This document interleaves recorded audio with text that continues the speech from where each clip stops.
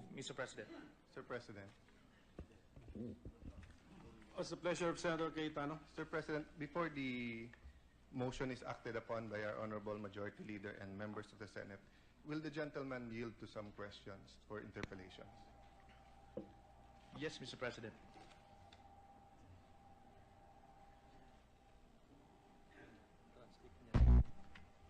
Thank you, Mr. President.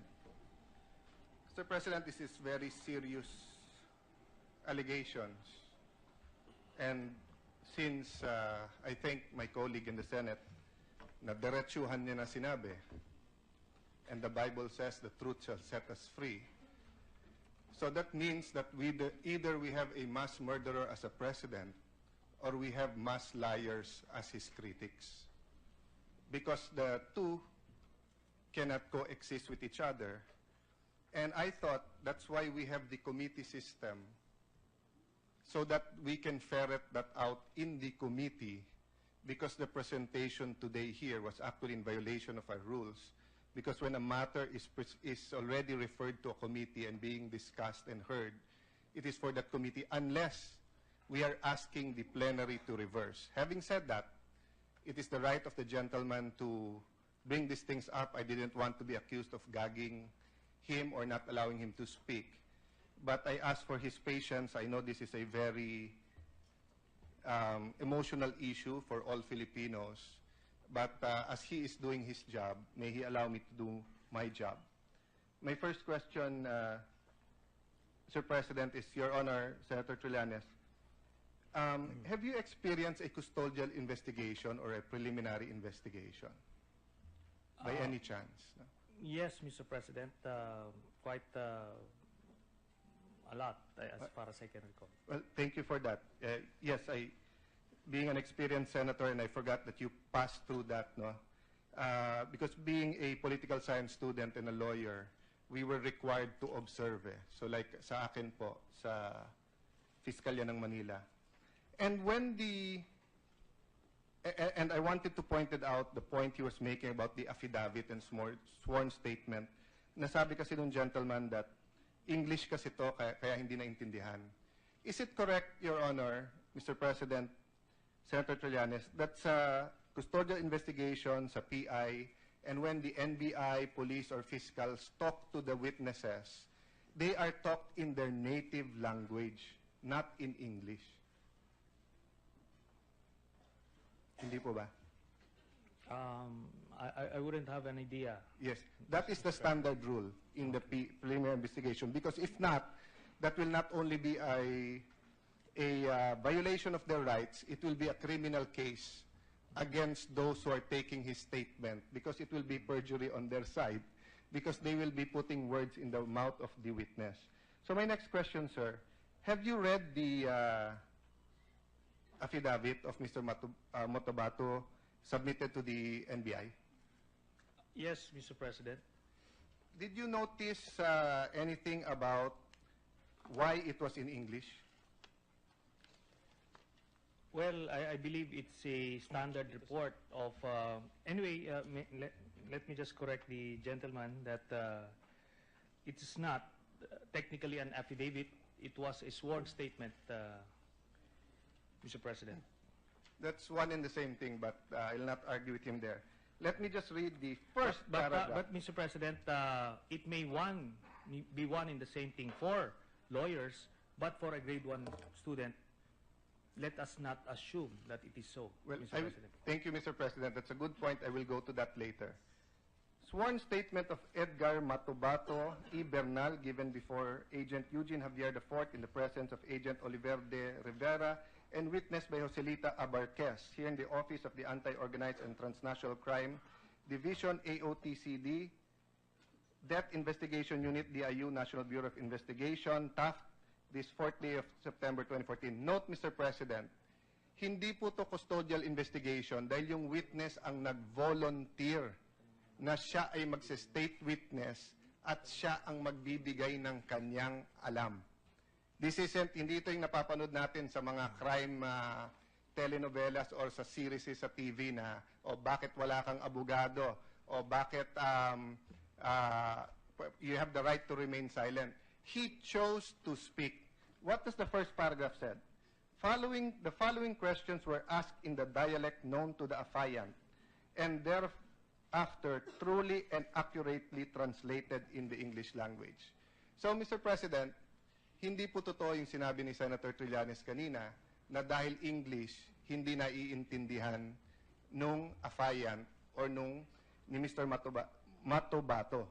Sapagkat in-explain to sa kanya, may witnesses, binisaya, tinagalog, at okay. Second point, Mr. President. Senator Trillanes, are you aware where this affidavit went after the NBI? Mr. President, this representation is willing to submit and accede and concede to the point of the gentleman so that we can expedite the whole thing because we have a pending motion that the body needs to address, Yes. Mr. Chairman. But, Mr. President, Senator Trillanes tried to paint to the public that Mr. Matobato is credible, and I'd like the chance to engage him in a polite and a sober discussion that I respectfully and humbly disagree with his presentation. That was his assessment. It's not my assessment. But instead of giving my assessment and standing on a question of personal privilege, pabayaan natin ang publiko ang makinig kung ano ang tama, sino tama, at sila mag-judge kay Mr. Matobato. Having said that, sir, I ask you if you know where it went, because it went to the Department of Justice that accepted his affidavit. That kept him in the Witness Protection Program. And that affidavit was partially used to file the cases, which was dismissed. And I'd like to ask Senator Trillanes, are you aware that the case filed by Mr. Matobato against the 5 policemen for torture, arbitrary detention, violation of human rights of a detained person were dismissed by the DOJ during the time of President Aquino? Are you aware, sir? Mr. President, again, I am wondering where all of these questions would lead to, because if the gentleman intends to test the credibility of Mr. Matobato, then I am the wrong person to ask. I have presented the findings that we gathered based on our limited capability, and I presented my case to the floor.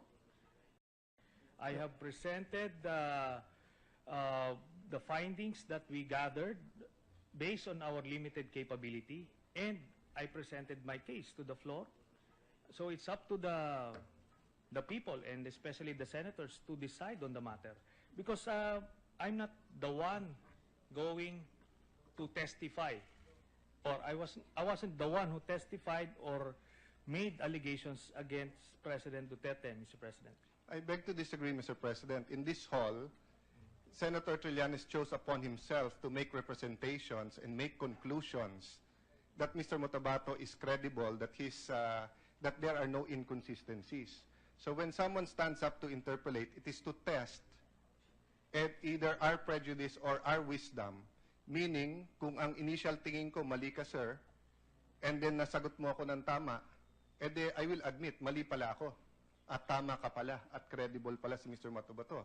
But, kung hindi masagot, or mali ang sagot, or mali ang ano, then we expect that we'll have at least a consensus. You may leave this hall believing that he's credible. I may leave this hall believing that he is not credible. But at least the fellow senators will have the benefit of both sides, and not only the side of Senator Trillanes. And the public will also get to know. Anyway, Mr. President, on June 30, 2016, the day the President took his oath, dinismiss po ng DOJ. Hindi po DOJ ni President Duterte yan. It was through Assistant State Prosecutor Charlie Guhit. Which brings me to the next statement, the Mr. next President, question. just an interjection on that point. Does the gentleman know which part of the day on June 30 was this case dismissed? Sir President, Because on June 30 in the afternoon, President Duterte already assumed as President of the Republic. let's find out, Mr. President. So but the my gentleman apparently is not aware also of these details, which is very essential to the Yes. whole point that he's making, Mr. President, being a lawyer, I know for a fact that the DOJ Secretary cannot dismiss it by himself. All these papers and all these recommendations are on the desk of the Secretary from layers and layers. That's why I mentioned it's through Assistant State Prosecutor Charlie Guhit. In fact, Mr. President, I was in Malacanang. Senator Drilon here was also in Malacanang. You were in Malacanang during the oath-taking, and the oath-taking of the DOJ Secretary was still after. But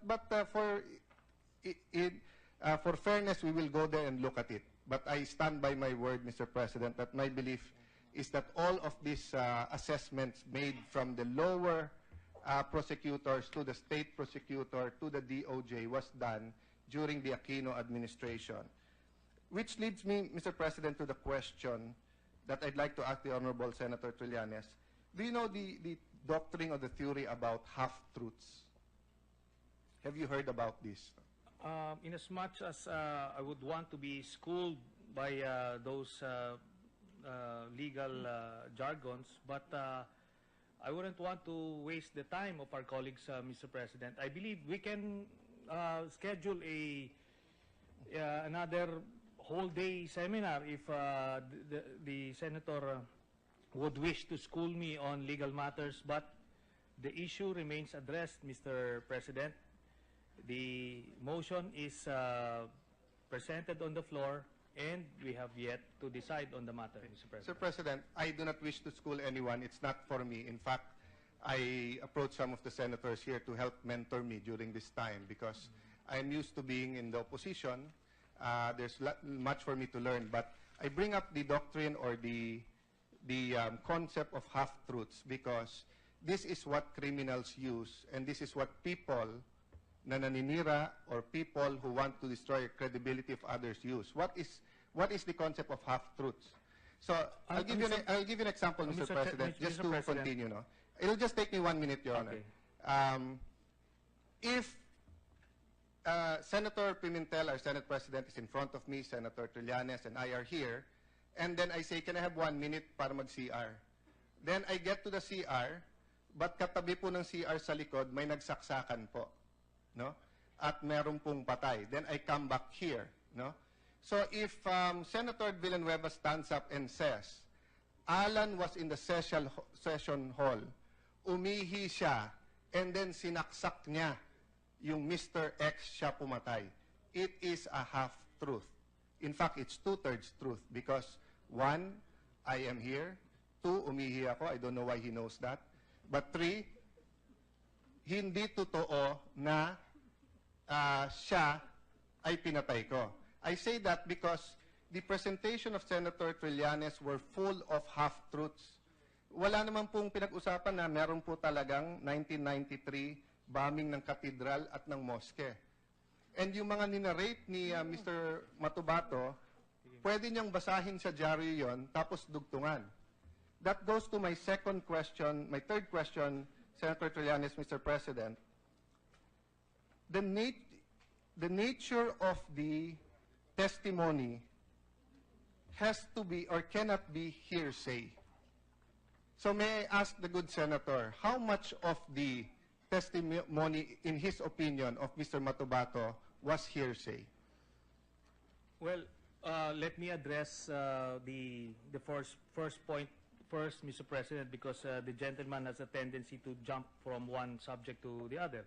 Okay, on the first point that he mentioned regarding the doctrine of half-truths being used by criminals and liars, I would concede and accept the argument of the senator because apparently he may be following the doctrine of it takes one to know one. Now, let me go to the next point. He mentioned that Mr. Matubato didn't say anything about the 1993 bombing of the cathedral. Now, I direct him to page 16 of the transcript of the September 15, 2016 hearing of the Committee on Justice. And I quote, "Oo, rebel returnees At saka pulis, nagkuan na kami, yon mga opisyal na namin. 1993, binomba ang katedral ng Davao City, yung simbahan. Umorder naman si Mayor Duterte na masakerin yung mga moske ng mga Muslim. Now, just this point would highlight the example that it is the gentleman who is practicing that doctrine of half-truths being used by criminals and liars. So, there's so many of that. That's why we needed to present the truth in this earlier presentation, because precisely the gentleman twisted so many information, so many facts during the last hearing. Again, Mr. President, if the gentleman is opposing, then I believe it is time to divide the House. I'm not Mr. President. opposing yet. I ask if he's willing to be interpellated. Kung tatakbo siya, ayaw na niya. Kung ayaw niya magpa-interpellate, that's his call. But usually, Mr. President, because this is a hall of gentlemen and ladies, in the same patience that we sat here and listened to his presentation, usually, the senators also patiently ask for questions, receive the questions, answer them. Actually, Mr. President, it's quite parliamentary to say it takes one to know one, but I will not take any offense. I'm used to that kind of, even now sa cellphone, araw-araw, there's a brigade to curse, etc., me, and etc., and it's okay. But I'll just follow his logic. It takes one to know one. So he says, I'm a person of half-truth. That's why huli ko si Matubato na nag-half-truth. So siya na rin nag-admit na si Matubato is using half-truths. Following his own logic. I will sacrifice my own credibility. If he is saying it takes one to know one, so, and I know that half-truths ang ginagamit ni Mr. Matubato, so he is admitting that his own witness, or the witness that he stood up to protect or to explain, expound. But having said that, Mr. President, hindi po ako ang testigo. So if I use half-truths or if I use misleading, leading questions as a senator to get to the truth, that is allowed. Yung pong hindi allowed, yung witness na hindi niya sasabihin ang katotohanan. Bakit po? If you notice, Mr. President, and I see the famous Secretary Barbo right in front of me, he's famous during the impeachment of of a former president, where he again and again said, if you remember that, Secretary Barbo, do you swear to tell the truth, the whole truth, and nothing but the truth? Because the reality is, you can say a half-truth. I can tell my wife, umuwi ako ng alas 12. Di ba? Hindi ako tumingin sa babae. Pero nakapikit pala ako nung kasama ko yung babae. So, hindi whole truth yon, half-truth yon. But I ask that, Mr. President, in coordination with the question of hearsay, with the patience of Senator Trillanes, I didn't jump to a next. It's connected. Again and again, it has been proven. I also have my presentation, but I will not bore you with it. I will submit it to the Committee on Justice. And the good Senator Gordon has instructed us not to lecture the members. He has instructed us that if we have observations, we submit it to the committee, we discuss it among ourselves, then we will vote upon it. So, but because Senator Trillanes brought this up, I am forced to also give my own observations. No?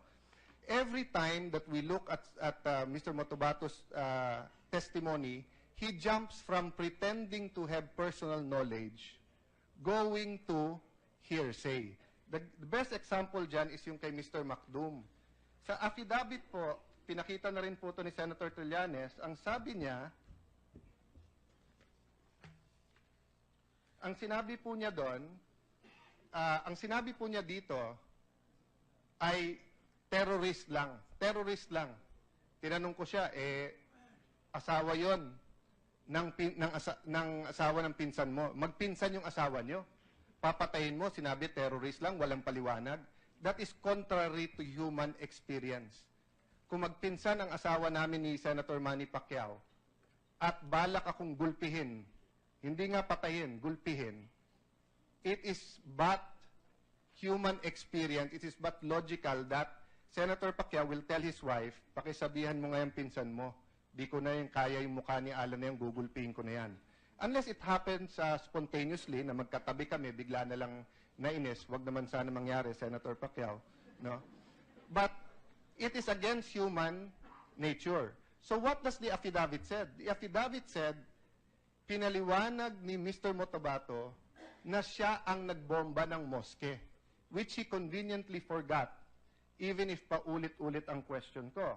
Doon po sa Davao Death Squad, doon po nung tinanong siya at present siya sa unang hearing, nung palang pong unang punta niya sa hearing, ang sabi niya, at saka pagka 1998, sa pagka-umpisang pag-mayor ni Mayor Duterte, kinuha ako sa batalyon dahil maganda naman iyong performance sa Kapgu.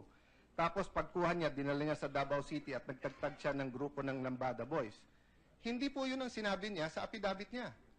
Sa affidavit niya, ang sinabi niya, I was only a farmer in Davao. Growing up, when I was in my 20s, I realized I need to make a better living, which is substantial, Mr. President, because he testified 3,000 lang daw sweldo niya. Pero namili siya na maging mass murderer. Ano pong kasunod? At the same time, I was attracted to the power, influence of people working for the local government because they were untouchable. It was then that I decided to join the Davao City government through the civilian security force. With your patience, Mr. President, kay Richard King, eto po ang sabi niya, they kept telling me to confess that I was the one who killed Mr. King. But I never did. Tama po si Senator Trillanes doon. Hindi niya claim na siya. Pero ano po sabi niya dito? Because I knew who killed him. I know SPO2, Renate Medina killed Mr. Richard King. Nobody else in Davao will take a project of this scale and against a person of this level but SPO2, Renate Medina. Mr. President, what did he say in the September 15 hearing? Nagbago. Sabi niya, ang nag-utos niyan ay si Paulo Duterte. Ma'am, ang nag-utos niyan ay si Paulo Duterte, etc., etc. Sa McDonald's. Tapos ito sabi niya, word for word to, page 50 to 52 ng transcript. Pagkatapos yung iyong tumira kay Richard King ay inyong kasamahan ko na rebel returnee na may kasamang pulis doon. Motobato, sila si Joel Tapales alias Turco at saka si Luloy Gabas, ma'am. So, Mr. President, the presentation seems to paste things together to make it appear that the inconsistencies were minor. No, sir. When you change the names of the person who killed, when you change how they were killed, kay Mr. Macdumpo, ang sinabi niya, at paulit-ulit ako, tinanong ko siya, nilaslas niyo ba liig? Sabi niya, hindi. Tinanong ko, tinadtad ba? Hindi. Pero sa affidavit po, or at least ganun po ang concept ng pagtatanong. Sa pagdating po sa affidavit, ang sagot po sa affidavit, nilaslas po nila. So it's very different. That's why my next question, sir, to you, Mr. President, Senator Trillanes, you keep mentioning that if the inconsistencies are minor, that is okay. Are you referring to a Supreme Court decision? Mr. President, my privileged speech was very clear. I presented my case, and I believe the information that we were able to gather merited further investigation. That's why I made the motion. Now, I respect the views of the gentleman, and he can oppose all he wants. But at the end of the day, that motion remains to be addressed. And no matter what I do, I'm confident, and no matter what we can come up with, I am confident that we won't be able to convince the gentleman anyway. So might as well get this over and done with by dividing the House. Mr. President, hindi naman siguro tama yung hit and run dito sa Senado. Yes, he might not be able to convince me, but what about Senator Soto? What about Senator J.V. Hercito behind him? What about the public that is listening? Yung ibig sabihin hit and run, hindi naman pwedeng yung isa magsasalita and then hindi natin tatapusin yung interpellation, doon na kayagad tayo sa motion. That has been the tradition. Kaya nga po na nabuo din yung na kahit nasa yung favorite po na sabihin ni Brother Eddie na tatay po ni Senator Joel Villanueva na kahit sa Plaza Miranda tayo magdebate. Pero dito din po nanggaling sa Senado yun at saka sa Plaza Miranda because walang umaatras po sa debate. What happens po, Mr. President, with your patient, Senator Trillanes? Labas natin lahat ng arguments. Then let's be the people in the gallery. Nahiya ako sa mga beauty queen na nasa likod ko. We are here to honor them. I want to wrap up and finish, but they will understand that this is of grave national importance, Mr. President. Mr. President, in GR number 179497, People of the Philippines versus Mamarungkas. This is a recent case, 2012. But if you Google po, napakaraming kaso nito. This is from one of my favorite justices, no, Justice Castillo. But Justice Del Castillo, sorry. There are many, many other cases that say practically the same thing. Ito po ang sabi ng Supreme Court. The perceived inconsistency on whether Gepayo knows Ampatuan even before the incident is inconsequential as to discredit the credibility of Gepayo's testimony. The inconsistencies pointed out by the appellant pertains only to the collateral or trivial matters and has no substantial effect on the nature of the offense. In fact, it even signifies that the witness was neither coached nor was lying on the witness stand. What matters is there is no inconsistencies. Mr. President, this is the important part. In Gepayo's complete and vivid narration as far as the principal occurrence and positive identification as Ampatuan as one of the principal as assailants are concerned. The court has held, although there may be inconsistencies in the testimony of witness on minor details, they do not impair the credibility where the consistency is relating into the principal occurrence and positive identification of the assailant. Meaning, Mr. President, pag yung positive identification at yung occurrence ng crime, sino, saan, paano naganap, sino kasali, paano mo pinatay, hindi minor inconsistency yun. At tabtab ng inconsistencies ang testimonya ni Mr. Matubato. In fact, hindi ko na nga iisa-isahin dito. Even nung sinabi niyang sa McDonald's, hearsay na nga, mali pa. Kasi hindi naman siya pumatay, narinig niya lang sa iba, tapos mali pa. Hindi pa dun sa kung saan pinatay. Mr. President, yung masking tape, I just want to mention that dahil ako nagdala nito. You know, if you talk to a graphic artist, for example, especially olden days, nung hindi pa sa computer, sa akin, especially nung elementary school ako, pag sinabing Mongol number 2 or pencil, lahat naman sa akin na may lead pencil Di ba? Pero dun po, sa yun ang trabaho nila. Dun po, sa mga artist, may iba-ibang number yan.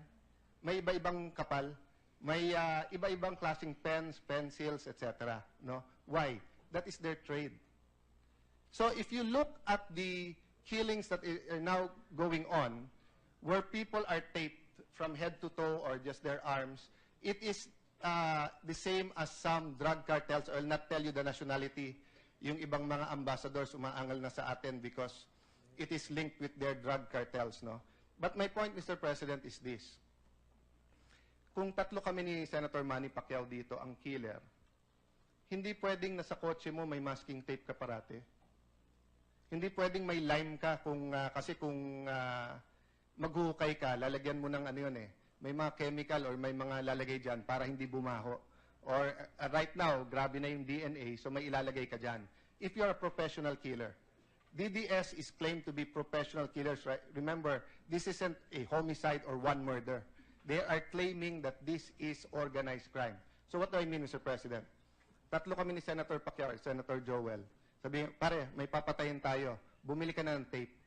Alam na namin kung anong klaseng tape. Pag pumunta si Alan sa National Bookstore at sabihin ko masking tape at babalik ako at ipapakita ko kay Manny Pacquiao ang masking tape, ang sabihin niya sa akin, ang bobo mo naman, Alan. Kasi yung masking tape, madaling maputol yan. Ang masking tape, ganito yan. Ang masking tape, ganyan. Kung may matalas yan, kung may ganyan yan, malalagari, matatanggal yan. Ang ginagamit namin dyan, duct tape o mask or packing tape. So, kahit grade 1 ka, Mr. President, I work with a lot of professionals. No? Yung gumagawa ng sapatos ko galing Marikina, professional yan. Yung pakong bakya na ginagamit, halimbawa, at kailan gagamitin, kailan yung pandikit, anong klaseng pandikit, di ba? Yung pong pag ikaw po ay edad na natin, Mr. President, at hindi ko alam kung ilan sa atin dito ang nagpapakulay ng buhok, whether katulad ng style ni Joel Villanueva, kung natural, or ako na may puti-puti, at i-admit ko, minsan pinapaitim ko ng konti. May pangalan lahat yan, Mr. President. Hindi ko pwedeng sabihin sa gagawa, kulay lang. Di ba? May technical yan, Mr. President. So wag natin po sabihin pa ulit-ulit, grade 1 lang yan, hindi alam. Yung tao po is 57 years old, claims to be a killer, claims to be a professional. Let's not, every time he makes a mistake, let's not say grade 1 lang yan. Napakaraming magaling na tao na grade 1, hindi nakapag-aral. One of my idols na hindi nakatapos ng college, I think high school, si Senator and then Secretary Ople. And he was one of the best labor secretaries and senators this nation has, no? Bill Gates, we can name 1 million people, thousands of people. So let's not make that as an excuse, Mr. President. Mr. President. Mr. President, let me just interject because the gentleman is saying that this is a debate, but it has been a monologue since around 4:20.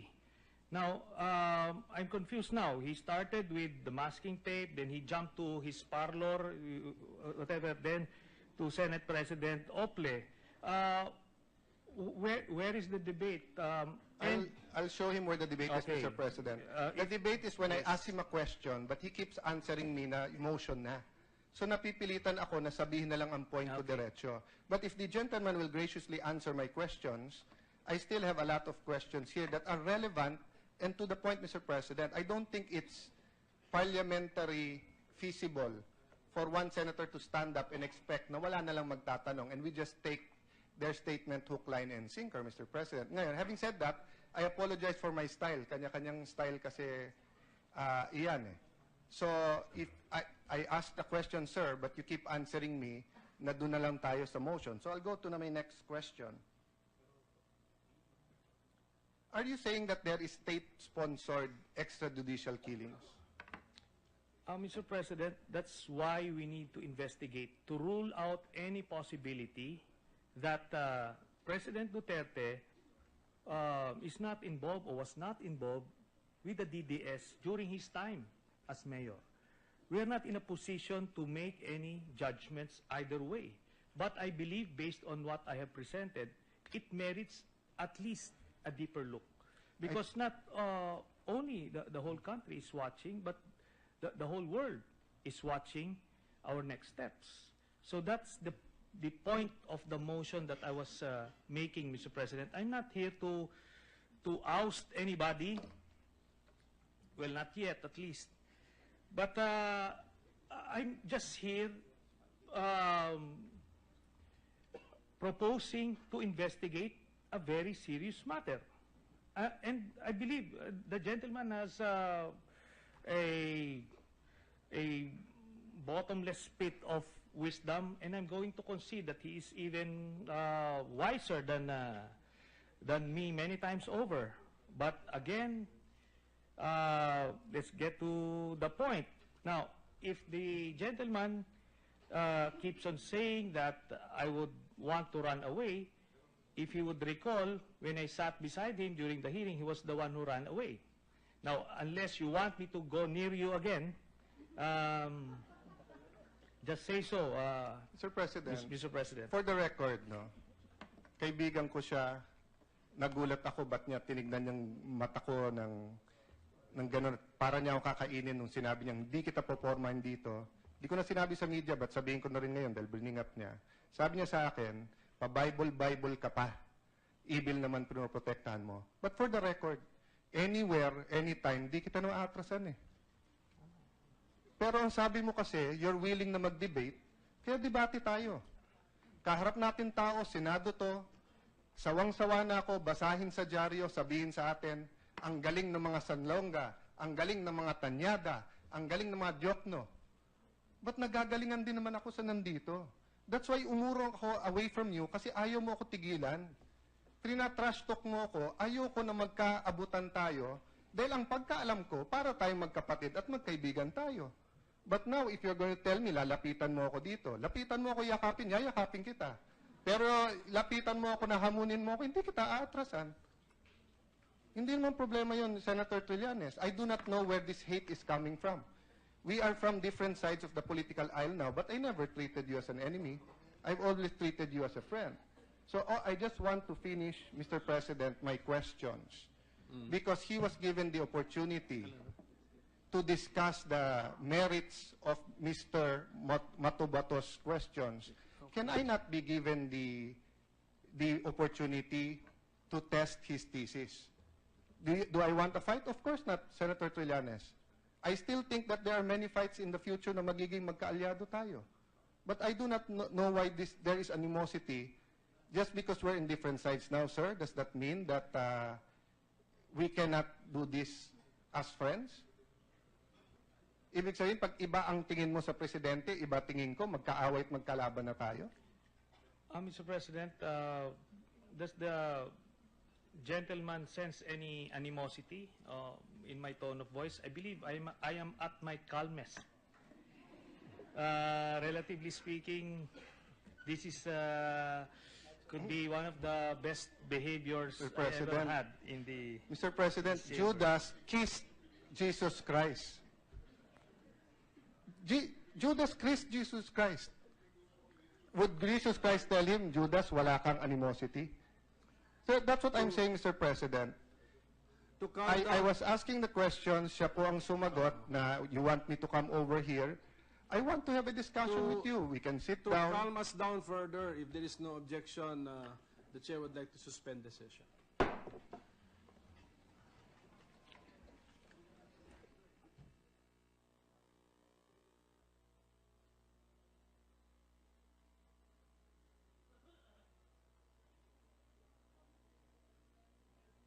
President.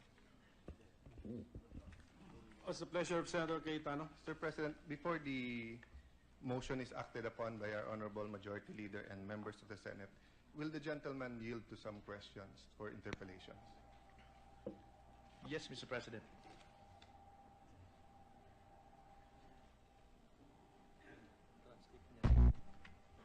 Thank you, Mr. President. Mr. President, this is very serious allegations. And since I think my colleague in the Senate, na diretsuhan niya na sinabi, and the Bible says the truth shall set us free. So that means that either we have a mass murderer as a president, or we have mass liars as his critics. Because the two cannot coexist with each other. And I thought that's why we have the committee system, so that we can ferret that out in the committee, because the presentation today here was actually in violation of our rules, because when a matter is already referred to a committee and being discussed and heard, it is for that committee, unless we are asking the plenary to reverse. Having said that, it is the right of the gentleman to bring these things up. I didn't want to be accused of gagging him or not allowing him to speak. But I ask for his patience. I know this is a very emotional issue for all Filipinos. But as he is doing his job, may he allow me to do my job. My first question, Mr. President, is Your Honor, Senator Trillanes. Have you experienced a custodial investigation or a preliminary investigation? By any chance? No? Yes, Mr. President. Quite a lot, as far as I can recall. Well, thank you for that.